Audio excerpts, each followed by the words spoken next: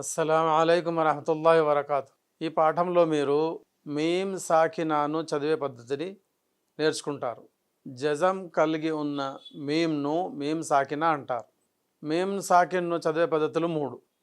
మొదటి పద్ధతి ఇద్గామే షఫవి, అంటే మీమ్ సాకిన తర్వాత మీమ్ వచ్చినట్లయితే 2 మీమ్లను కలిపి ఉన్నా చేసి చదవాలి. రెండవ పద్ధతి ఇఖ్ఫా షఫవి, అంటే మీమ్ సాకిన తర్వాత బా వచ్చినట్లయితే మీమ్ శబ్దాన్ని ఉన్నాతో పాటు ఇఖ్ఫా చేసి చదవాలి. మూడవ పద్ధతి ఇజ్హార్ షఫవి, అంటే మీమ్ సాకిన తర్వాత బా మరియు మీమ్ కాకుండా వేరే ఏ అక్షరం వచ్చినా కానీ ప్రత్యేకించి వావ్ మరియు ఫా వచ్చినట్లయితే మీమ్ యొక్క మ్ శబ్దాన్ని స్పష్టంగా పలకాలి. మీమ్ సాకిన్ యొక్క మొదటి పద్ధతి ఇద్గామ్ షఫవి యొక్క ఉదాహరణలు: ఇలైకుం ముర్సలూన.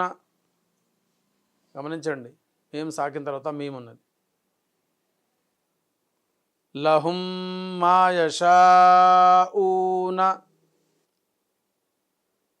ఫీ కులూబిహిం మరదున్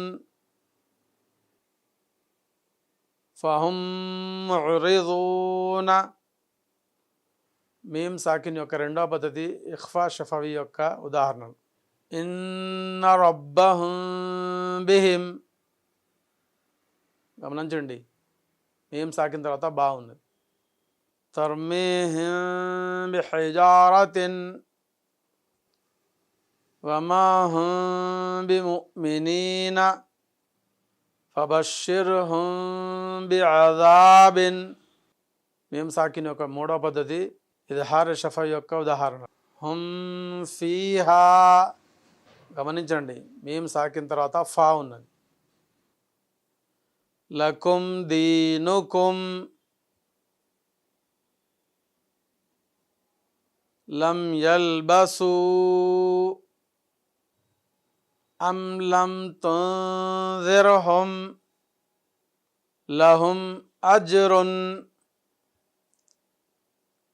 ఈ విధంగా మీమ్ సాకిన్ నియమాలు బాగా గుర్తుంచుకొని మీమ్ సాకిన్ను చదివే ప్రయత్నం చేయండి. అస్సలాము అలైకుం వరహమతుల్లాహి వబరకాతు.